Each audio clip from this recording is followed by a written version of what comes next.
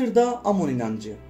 Mısır hanedanlık dönemlerinin en uzun yaşayan dinidir Amon dini. Bu dinin temelinde Osiris dini yatmakla birlikte yeni inanışlar ortaya çıkmaya başlamıştır. Amon dini en çok gözyaşı ve kanın dökülmesine neden olan bir dindir. Bu din ilerleyen dönemlerde Mısırlıların ata dini olarak kabul görecektir. Bu dinle birlikte ortaya bir ruhban sınıfı çıkmış, bu sınıf zamanla güçlenmiş ve saray ile savaşmıştır. İnsanlara en çok etkileyen ve kararlarını vermekte güç duruma bırakan tek bir olgu vardır. O da bu dindir. Mısırlılar da karar verme gücü Amon dininin sağladığı koşullarıyla paraleldir. Neyin günah, neyin sevap olduğunu yine bu dinin kuralları neticesinde ortaya konmuştur. Amon dininin ana tasviri Amon heykelidir. Amon heykeli merkez tapınakta bulunur ve orada ancak onun huzurunda ibadet edilebilirdi. Hemen hemen her Mısırlı'nın evinde küçük Amon heykelciği bulunur. Kadın ve erkek cinsel birleşimi sırasında bu heykelciğin onları izlediğini düşünür ve Amon heykelinin yüzünü kapatırdı. Mısırlıların dinlerini özgürce yaşamalarına olanak sağlanmazdı. Çünkü herkes Amon'a inanmak ve saygı duymak zorundaydı.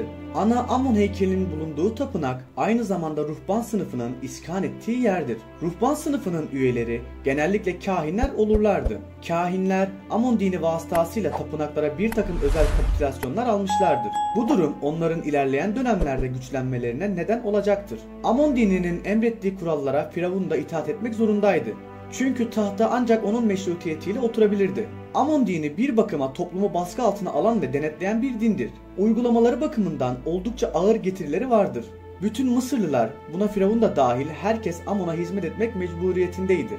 Çünkü topraklar Amon'a, tasarruf hakkı ise Firavun'a aitti. Firavun'un bu toprakları ise halkın ekip biçmesi için tevcih ederdi. Rahipler Amon adına Mısır topraklarına el koyma hakkına sahipti. Bu durum Mısır devletinin hem iç hem de dış bir yönden oldukça etkilemekteydi. Çünkü rahipler bu uygulamayı Amon adına yaptıklarını söyleseler de keyfi hareket etme ortamı bulunuyordu. Şehir düzeninin bozulmasının ana sebebi ise yine ruhban sınıfının halka zulüm etmesinden kaynaklanmıştı. Krallar öldüklerinde Amon ile birleşir ve tanrı olarak karşımıza çıkardı. Bu dönemde Amon'a ortak bir tanrı çıktığını görürüz. Bu tanrı Ra'dan başkası değil. Bazı kaynaklarda Amon'un yanında Ra'yı da görmek mümkündür. Böylelikle Amon artık Ra ile anılacak ve Amon Ra olacaktı. Amon Ra dini Mısırların asla terk etmeyeceği ya da terk etmekte zorlandığı bir dindir. Yine bu dönemlerde kaynağı ilahi olan bir takım dinler de ortaya çıkmaya başlamıştır. Bu çıkışın asıl sebebi tam olarak da Amon Ra dininin mevcut varlığı ve getirdiği inanışlardır. Tek tanrılı dinler olarak da adlandırılan bu dinler peygamber, elçi ya da seçilmiş kişi adı verilen kişiler tarafından tebliğ ile başlayacaktır.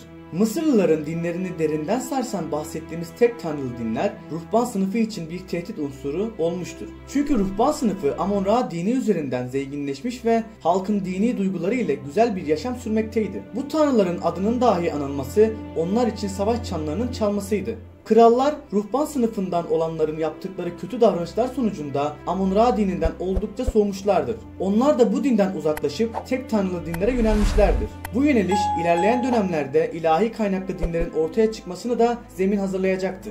Kralların yine bu yönelişleri artık tahtının meşrutiyetini ruhban sınıfından almadığının bir göstergesidir. Ruhban sınıfı bu neticeler sonucunda saray ile bir savaş içerisine girmeye başlamıştır. Ancak ne vakittir ki tek tanrılı dine merak salan Firavun Aken sarayını tapınaklardan uzak bir yere taşıma kararı almıştır.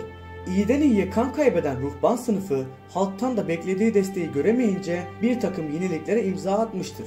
Bu yenilikler neticesinde artık halktan Amon adına vergi alınmayacak, mallara ve mülklere el konulmayacak ve saray kendi içinde bağımsız hale gelecekti. Ancak halkta karşılığı olmayan bu yenilikler tek tanrılı dinlerin yayılmasına engel olamayacaktır. Aslında halkın tek tanrılı dine yönelmeleri yine rahiplerin ağır zulüm ve işkenceleriydi. Keza Mısırlı'nın Amon dinini terk etmesi gibi bir durum söz konusu olamazdı. Eski modasını kaybeden Amon Ra dini buna rağmen varlığını sürdürmüştür. Halkın birçoğu da hala bu dine inanmaktaydı. Ama bazı Mısırlılar çoktan tek tanrıya inanmaya başlamışlardı. Mısır'ın ilk tek tanrılı inanç sistemini ortaya koyan Firavun Aken olmuştur. Aken gerçekten Mısır'da büyük bir devrim yapmış ve Mısır'ın bütün dini inançlarını alt üst etmiştir. Tek bir tanrıya inandığını dile getiren bu kral bu devrimini tapınaklardan uzak bir şekilde yapmıştır. Çünkü rahiplerin olduğu bir merkezde tek tanrıya iman etmesi büyük bir savaşa neden olabilirdi. Bunun farkına varan Aken, Amon dininden uzak bir inanç sistemi oluşturmakta niyetliydi. Hatta adının yanına Aton kelimesini ekleyerek Akhenaton adıyla anılmaya başlamıştır.